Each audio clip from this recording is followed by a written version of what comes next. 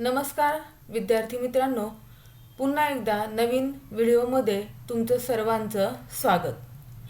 आज आपण प्रकरण क्रमांक 11 वाहतूक व संदेशवहन या पाठाचा दुसरा भाग पाहणार आहोत। पण तत्पूर्वी आपण पुन्हा एकदा आकृती क्रमांक 11.1 व 11.2 या नकाशांचा अभ्यास करूयात। 11.1 या नकाशामध्ये आपल्याला सातारा जिल्ह्याचा नकाशा दाखविलेला आहे। यामध्ये प्रमुख जलरूपे व भूरूपे दाखवण्यात आलेली आहेत। रंगछटा पद्धतीचा वापर या नकाशामध्ये केलेला आहे व त्यावरून आपल्याला सातारा जिल्ह्याची प्राकृतिक रचना समजते किंवा लक्षात येते। विटकरी रंगाने सर्वात जास्त उंचीचे प्रदेश आपल्याला दाखवलेले आहेत सातारा जिल्ह्यामधले।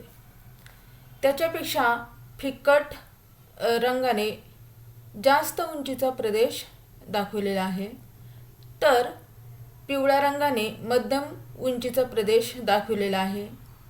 हे नकाशाच्या उजव्या बाजूला जी सूची दिलेली आहे त्यावरून आपल्याला लक्षात येते।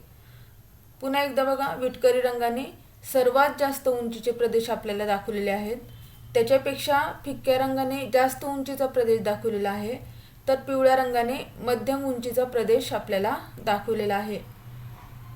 हे आपल्याला जी सूची दाखवलेली आहे या सूचीवरून लक्षात येते। त्याचबरोबर विविध सांकेतिक खुणा सुद्धा किंवा चिन्ह ह्या नकाशामध्ये वापरलेले आहेत। त्यावरून आपल्याला सातारा जिल्ह्यातील प्रमुख नदी, जिल्ह्याचे मुख्य ठिकाण, तालुक्याचे मुख्य ठिकाण, शिखर, उंच ठिकाणं, तलाव, जलाशय हे सुद्धा दाखवलेले आपल्याला दिसून येतात। तर आकृती क्रमांक 11.2 मध्ये सातारा जिल्ह्यातील प्रमुख रस्ते व लोहमार्ग दाखवलेले आहेत। या नकाशामध्ये सुद्धा विविध सांकेतिक खुणांनी राष्ट्रीय महामार्ग, इतर मार्ग, लोहमार्ग, जिल्हा मुख्य ठिकाण, तालुका मुख्य ठिकाण हे सर्व दाखवलेले आहे आणि यावरून प्राकृतिक रचनेला अनुसरून वाहतुकीचे मार्ग तयार केले आहेत हे आपल्या लक्षात येतं। या दोन्ही नकाशांचं निरीक्षण करून आपण दिलेल्या प्रश्नांची उत्तरे लिहू शकतो। उदाहरणार्थ, नकाशात कोणत्या प्रदेशात वाहतुकीचे मार्ग जास्त प्रमाणात आढळतात, या भागाची प्राकृतिक रचना कशी आहे, वाहतुकीचे मार्ग कमी असणारा भाग कोणता, या प्रदेशाची प्राकृतिक रचना कोणत्या पद्धतीची आहे, कशी आहे, कोणत्या प्रदेशात वाहतुकीच्या मार्गांचा अभाव आढळतो, अशा ठिकाणी कोणता अडथळा आढळतो किंवा दिसतो, हे पुढील विश्लेषणावरून सुद्धा आपल्या लक्षात येतं। बघा, सातारा जिल्ह्याची प्राकृतिक रचना, प्रमुख रस्ते व लोहमार्ग, नकाशा यांचा एकत्रित अभ्यास केल्यास आपल्याला काही बाबी सहज लक्षात येतात। सातारा जिल्ह्याची जर पश्चिम बाजू बघितली आपण, तर पश्चिमेकडे आपल्याला सह्याद्री पर्वत व त्याच्या उपशाखा दिसून येतात, म्हणजेच जास्त उंचीच्या भूप्रदेशाने हा भाग व्याप्त आहे। तेथील भूरचना चढउताराची आहे।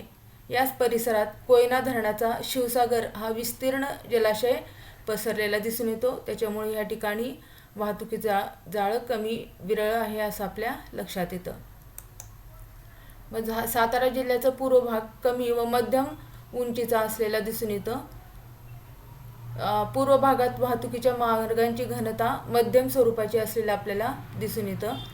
सातारा जिल्ह्याच्या प्राकृतिक रचनेचा विचार करता जिल्ह्याचा पश्चिम भाग हा सह्याद्री पर्वत व उपशाखांनी व्याप्त असल्यामुळे ह्या भागात वाहतुकीच्या मार्गांचं जाळं जे आहे ते विरळ असलेलं आपल्याला दिसून येतं। हे मगाशी तुम्हाला मी सांगितलं, ठीक आहे। सातारा जिल्ह्याचा मध्यभाग बघा, सातारा जिल्ह्याच्या मध्यभागात वाहतुकीच्या मार्गांची घनता जास्त आहे। याच मार्गातून किंवा याच भागातून एक राष्ट्रीय महामार्ग व लोहमार्ग गेलेला आपल्याला दिसून येतो। या महामार्गाला जोडणाऱ्या अनेक रस्त्यांचे जाळे सुद्धा ह्या भागात आहेत। सूचीवरून तुम्ही हे लक्षात घ्या। यावरून आपल्या असं लक्षात येतं की प्राकृतिक रचनेचा म्हणजेच डोंगर, दऱ्या, नद्या इत्यादीचा परिणाम प्रदेशातील वाहतुकीच्या मार्गांच्या विकासावर होत असतो. मैदानी सखल प्रदेशात वाहतुकीच्या मार्गाच्या सोयी चांगल्या पद्धतीने विकसित होतात. त्या मानाने उंच सखल प्रदेशात वाहतुकीच्या मार्गांच्या विकासावर मर्यादा येत असताना आपल्याला दिसून येतात. ठीक आहे. आपल्याला आता वाहतुकीचं महत्त्व हे जे आहे ते वाहतुकीचं महत्त्व ही वेब आकृतीवरून आपल्या लक्षात येतं. म्हणजेच बघा, वाहतुकीच्या मदतीने कच्च्या मालाचे प्रदेश, वस्तू निर्मितीची ठिकाणे, बाजारपेठा आणि उपभोक्ता क्षेत्र परस्परांना जोडले जातात. म्हणजे हे सगळं वाहतुकीच्या मार्गामुळे आपल्याला शक्य झालेलं दिसून येतं. वाहतुकीच्या मार्गांचा व प्राकृतिक रचनेचा सहसंबंध असतो हे आत्ता आपण बघितलं. प्राकृतिक रचनेच्या अभ्यासामुळे प्रदेशाची सुगमता व दुर्गमता लक्षात येते. म्हणजे प्रदेश सुगम आहे की दुर्गम आहे हे लक्षात येतं. मैदानी सखल प्रदेशात वाहतुकीच्या मार्गांच्या सोयी चांगल्या प्रकारे विकसित होऊ शकतात हे आपण बघितलं. त्या मानाने उंच सखल प्रदेशात त्यांच्या विकासावर मर्यादा येतात हेही आपण बघितलं. उदाहरणार्थ सातारा जिल्ह्याचा पश्चिम भाग. ठीक आहे. याच्यानंतर वाहतुकीचे महत्त्व आपण बघूयात. व्यापाराचे विस्तार होतो आणि जाळे व्यापाराचे मोठ्या प्रमाणात वाढते. पुन्हा एकदा बघा, की वाहतुकीमुळे व्यापाराचा विस्तार होतो, व्यापाराचे जाळे वाढून जलद औद्योगिकरण होते आणि त्याचा परिणाम काय होतो तर उद्योगधंद्यांमध्ये वाढ होते. आणि उद्योगधंद्यांमध्ये वाढ झाली की त्याचा परिणाम होऊन रोजगाराची संधीची उपलब्धता होते, बेकारी कमी होते. त्यानंतर इतर आजूबाजूंच्या क्षेत्रांशी व्यापार, कच्चा माल, मजूर इत्यादी कारणामुळे क्षेत्रीय दुवा वाढण्यास मदत होते. त्याच्यानंतर परस्पर सहकार्याची भावना वाढते. त्याच्यानंतर स्थल उपयोगिता म्हणजेच त्या ठिकाणाचे उपयोग वाढायला सुरुवात होते. मग ज्या ठिकाणी एखादा उद्योग स्थापन झालेला असेल किंवा स्थापित झालेला असेल, कच्च्या मालाची उपलब्धता असेल, या सर्व कारणांमुळे त्या त्या जागांची किंवा स्थळांची उपयोगिता वाढते किंवा उपयोग वाढायला सुरुवात होते. उदाहरणार्थ शहरांमध्ये MIDCची स्थापना ज्या ज्या ठिकाणी झालेली आहे त्या त्या ठिकाणांची उपयोगिता वाढलेली आपल्याला दिसून येते. त्याच्यानंतर वाहतुकीमुळे दुर्मिळतेवर किंवा कमतरतेवर मात करता येते. म्हणजेच थोडक्यात सांगायचं झालं तर सर्वच प्रदेश सगळ्याच बाबतीत स्वयंपूर्ण असतात असं नाही. उदाहरणार्थ काही प्रदेशात शेती मोठ्या प्रमाणावर होते, काही प्रदेशात उद्योगधंद्यांची वाढ होते हे आपल्याला माहीत आहे. ज्या ठिकाणी शेती असते त्या ठिकाणी यंत्रसामुग्रीची गरज असते, तर ज्या ठिकाणी उद्योगधंद्यांची वाढ असते तिथे अन्नधान्याची कमतरता असते. मग वाहतुकीच्या साधनांचा वापर करून आपण त्या त्या प्रदेशांमधील लोकांच्या गरजा पूर्ण करू शकतो किंवा त्यांच्या गरजांची पूर्तता करू शकतो व अशा पद्धतीने दुर्मिळता किंवा कमतरता यावर आपण मात करू शकतो.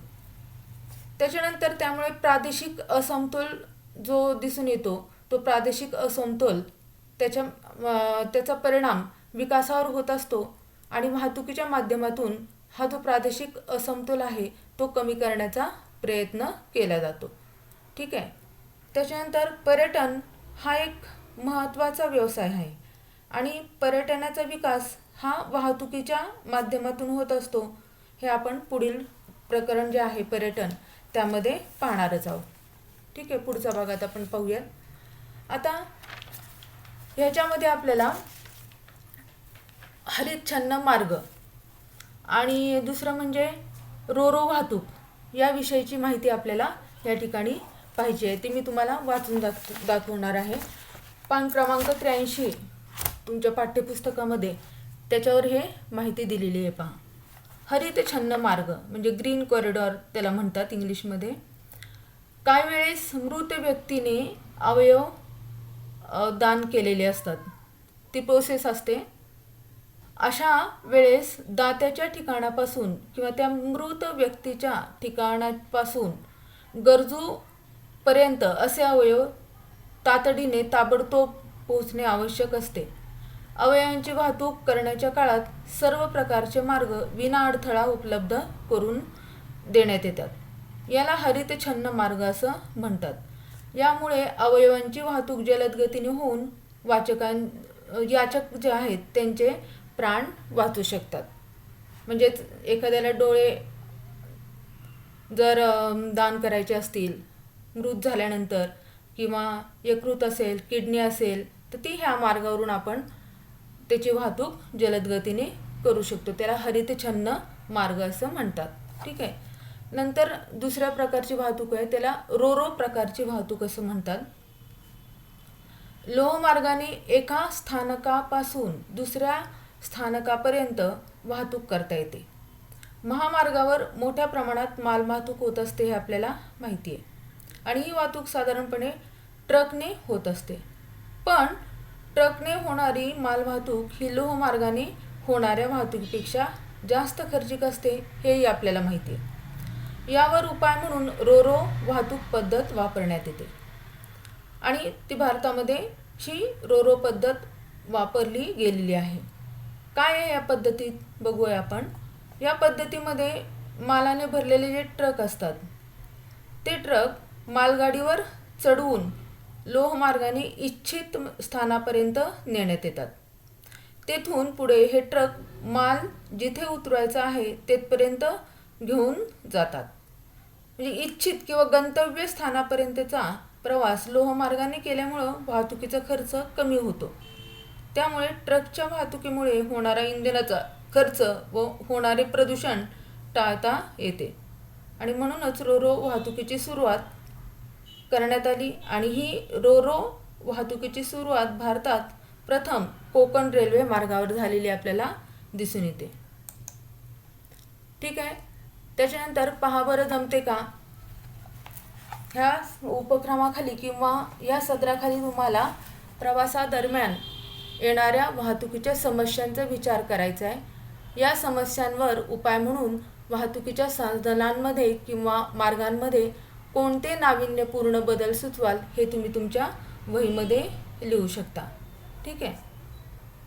यानंतर आपण या पाठाचा महत्त्वाचा भाग म्हणजे संदेशवहनाविषयी माहिती बघणार आहोत. संदेशवहन म्हणजे थोडक्यात माहितीची देवाणघेवाण. वाहतुकीप्रमाणे संदेशवहन ही देखील एक पायाभूत सुविधा आहे, महत्त्वाची सुविधा आहे. आधुनिक काळात संदेशवहन किंवा माहितीची देवाणघेवाण ही सुद्धा एक महत्त्वाची बाब मानली जाते, म्हणूनच आपण त्याचा आता अभ्यास करणार आहोत. आकृती क्रमांक 11.4 मध्ये आपल्याला काही 11.4, 11.5, 11.3 ह्यामध्ये आपल्याला काही संदेशवहनाची चित्रे दाखवलेली दिसून येतात. ह्या आकृतीमध्ये आपल्याला मुंबईचे मुख्य कार्यालय, टपाल कार्यालय दाखवलेलं आहे. आकृती 11.5 मध्ये वृत्तपत्र विक्री केंद्र दाखवलेले आहे. तर 11.3 मध्ये मोबाईल टॉवर दाखवलेला आहे. ही सर्व संदेशवहनाची माध्यमे आहेत. आकृती क्रमांक 11.3 मध्ये मोबाईल टॉवर हे सर्वात आधुनिक संदेशवहनाचे माध्यम दाखवलेले आहे. यानंतर सांगा पाहू. ह्या सदराखाली जे काही तुम्हाला प्रश्न दिलेले आहेत ते प्रश्न सोपे आहेत, हे तुम्ही सोडवू शकता. तुम्हाला माहीत असलेल्या विविध संदेशवहनांच्या साधनांची यादी करा. त्यापैकी किती साधने तुम्ही प्रत्यक्ष वापरता, त्या साधनांच्या नावांना चौकट करा. ही साधने कशासाठी वापरता ते सांगा. उर्वरित साधनांचा वापर कोण करतं तेही सांगा. या प्रश्नांची उत्तरं तुम्ही वहीमध्ये लिहू शकता. ठीक आहे. आजच्या आधुनिक युगात कृत्रिम उपग्रह हे संदेशवहनाचे अत्यंत महत्त्वाचे व प्रभावी साधन असल्याचं आपल्याला दिसून येतं. मोबाईलवर संदेशांचे आदानप्रदान होते. दूरचित्रवाणी म्हणजेच TV संचावर कार्यक्रम दिसणे, हवामानासंदर्भात अद्ययावत माहिती मिळवणे इत्यादी गोष्टी कशामुळे शक्य झाल्या, तर कृत्रिम उपग्रहांमुळे एकाच वेळेस अनेक गोष्टी करणे शक्य झालेले आपल्याला दिसून येतं. सुदूर संवेदन तंत्राच्या साहाय्याने मिळवलेल्या उपग्रह प्रतिमांचा उपयोग भूपृष्ठावरील साधन संपत्तीचा अभ्यास व प्रादेशिक नियोजन करण्यासाठी होतो. म्हणजे ह्या ठिकाणी सुदूर संवेदन तंत्राचा वापर केलेला आपल्याला दिसून येतो. आंतरजाल व सामाजिक माध्यमांच्या युगात सर्वांना या व्यवस्थेचा वापर करावाच लागतो.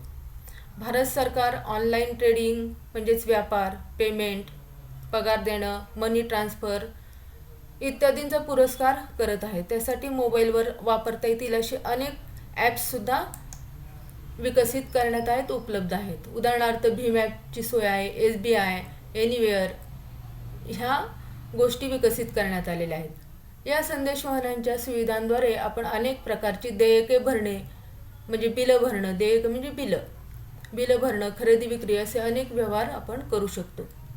यानंतर पुन्हा एकदा पहा बरे जमते का या सदराखाली आपल्याला माहिती आपल्याला लिहायची आहे. कृत्रिम उपग्रहांचे इतर उपयोग कोणते ते शोधायचे. ते इंटरनेटवर तुम्ही बघू शकता. तुमच्या रोजच्या जीवनाशी त्यांचा संबंध कसा असतो ते समजून घ्या. इंटरनेटद्वारे तुम्ही ही माहिती गोळा करू शकता. ठीक आहे. यानंतर संदेशवहनाची सुविधा आता मोठ्या प्रमाणात विकसित झालेली आहे हे आपल्याला माहिती आहे. ही सुविधा फक्त म्हणजे फोनवरून बोलणं किंवा संदेश पाठवणं इतकीच मर्यादित राहिली नसून आपण आता व्हिडिओ कॉलिंग देखील करू शकतो. त्याचप्रमाणे व्हिडिओ कॉन्फरन्सिंगद्वारे एकाच वेळी आपण अनेकांशी बोलू शकतो. पण जसे संदेशवहनाचे काही माध्यमांचे हे फायदे आहेत तसे तोटेसुद्धा आहेत. म्हणजेच बघा, संदेशवहनांच्या अशा फायद्यांबरोबर अनेक तोटेसुद्धा आहेत. आंतरजालाद्वारे म्हणजे इंटरनेटद्वारे अनेक गुन्हे होत असतात. उदाहरणार्थ ईमेल, संकेतस्थळी हॅकिंग, फसवणूक करणे, चोरी, सायबर हल्ले, युद्ध, आतंकवाद इत्यादी. यामध्ये माहितीची चोरी केली जाते, आर्थिक फसवणूक केली जाते, महत्त्वाच्या संकेतस्थळांवर आक्रमण केलं जातं. अशा प्रकारचे धोके संभवतात. त्यामुळे आंतरजालावर सामाजिक माध्यमांचा वापर करताना खूप काळजी घेणं आवश्यक असतं. आपली माहिती खात्री केल्याशिवाय कोणालाही देऊ नये. स्वतःहून कोणतीही संवेदनशील किंवा व्यक्तिगत माहिती जी असते ती सामाजिक नेटवर्किंग साईट्स, ब्लॉग यावर टाकू नयेत. आकृती 11.6 मध्ये सायबर हल्ल्यांची प्रतिमा दाखवलेली आहे. हे हल्ले विविध देशांदरम्यान होताना दिसून येतात. यावरून तुम्हाला जागतिक आंतरजालावरील सायबर युद्धाचा अंदाज करता येईल.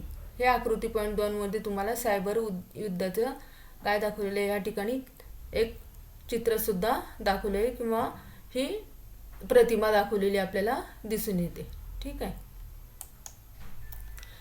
मग अशी सुदूर संवेदन हा एक शब्द आलेला होता. हे एक प्रकारचं तंत्र आहे, त्याला रिमोट सेन्सिंग असं म्हणतात. म्हणजेच बघा, एखाद्या घटकाशी प्रत्यक्ष संबंध प्रस्थापित न करता दूर अंतरावरून त्या गोष्टीबद्दल माहिती मिळवणे म्हणजे सुदूर संवेदन होय.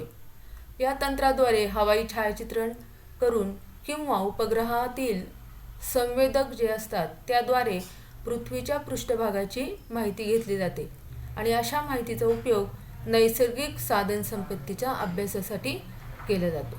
ठीक आहे. मला वाटतं तुम्हाला सुदूर संवेदन म्हणजे काय हे समजलं असेल.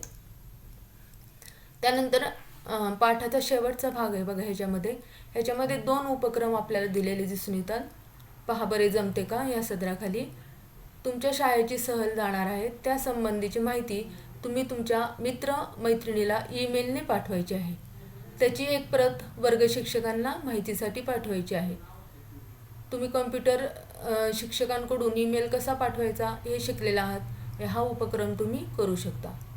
त्याच्यानंतर सोबतच्या संगणकीय प्रतिमेतील सूचनेचे निरीक्षण करून प्रश्नांची उत्तरे तुम्हाला द्यायची आहेत. ही सूचना या ठिकाणी तुम्हाला वाचायची आहे. त्याच्यावर काही प्रश्न विचारलेले आहेत. त्या प्रश्नांची उत्तरं तुम्हाला द्यायची आहेत. याच्यामध्ये पहा, सोबतची संगणकीय प्रतिमा कोणत्या तारखेची आहे. ही जी संगणकीय प्रतिमा आपल्याला दिली आहे ती पाठ्यपुस्तकात दिलेली ही प्रतिमा 12/5/2017 ह्या तारखेची असलेल्या आपल्याला दिसून येते. दुसरं आहे, या प्रतिमेतील सूचना आपल्याला काय सांगत आहे. या प्रतिमेतील सूचना आपल्याला काही बाबी सांगते. पहा, तुमची महत्त्वाची माहिती मग त्याच्यामध्ये दस्तऐवज असेल, फोटो असतील, व्हिडिओ असतील, डेटाबेस, इतर फायली असतील, हे सगळं इनक्रिप्ट म्हणजे कोड भाषेमध्ये त्याचं रूपांतर झालेलं आहे तुम्ही दिलेल्या माहितीचं. ही माहिती पुन्हा प्राप्त करण्यासाठी तुम्ही प्रयत्न करत असाल, पण त्यात तुमचा वेळ जो आहे तो फुकट जाईल असं या ठिकाणी सांगितलेलं आहे त्या सूचनेमध्ये. केवळ आमच्या डिक्रिप्ट सेवेद्वारे म्हणजेच डिकोड करायची असेल तुमची माहिती तर आमची सेवा त्याच्यासाठी उपलब्ध आहे असं याचे सांगितलेले आहे. तर ही जी संबंधित माहिती तुम्हाला परत प्राप्त करायची असेल तर त्यांच्या डिक्रिप्ट सेवेचा वापर तुम्ही करू शकता. तुम्ही तुमची माहिती विनामूल्य डिकोड करू शकता आणि पुन्हा प्राप्त करून घेऊ शकता. सर्व माहिती पुन्हा प्राप्त करून घ्यायची असल्यास त्यासाठी तुम्हाला मूल्य किंवा पैसे द्यावे लागेल. मूल्य भरण्यासाठी तुमच्याकडे केवळ 3च दिवस उपलब्ध आहेत. या कालावधीनंतर मूल्याची रक्कम दुप्पट होणार आहे हे लक्षात घ्या. हे 7 दिवसांच्या आत हे पैसे न भरल्यास तुम्हाला तुमची संबंधित माहिती भविष्यात कधीही परत मिळणार नाही हे लक्षात घ्या असे ह्या ठिकाणी या सूचनेमध्ये तुम्हाला सांगितलेलं आहे. माहिती प्राप्त करून घेण्यासाठी किती मूल्य आहे व ते कोणत्या चलनात मागितलेले आहे हे पण आपल्याला सांगता येईल. आपल्याला दिलेली आपलीच माहिती पुन्हा प्राप्त करून घ्यायची असेल तर $300 इतके मूल्य सांगितलेले आहे. हे मूल्य बिटकॉइन डिजिटल चलन या चलनामध्ये मागितलेलं असलेलं आपल्याला दिसून येतं. हा एक प्रकारचा गुन्हा आहे. आंतरजालावरील हा गुन्हा कोणत्या स्वरूपाचा आहे तर आंतरजालावरील हा गुन्हा जो आहे तो सायबर स्वरूपाचा असलेला आपल्याला दिसून येतो. ठीक आहे, मला वाटतं तुम्हाला हा पाठ व्यवस्थित रीतीने समजला असेल. काही शंका असेल तर तुम्ही व्हॉट्सॲप करून विचारू शकता. त्याचबरोबर तुम्ही पाठाखाली जे काही प्रश्न तुम्हाला दिलेले आहेत ते तुम्ही सोडवायचे आहेत. Okay, thank you.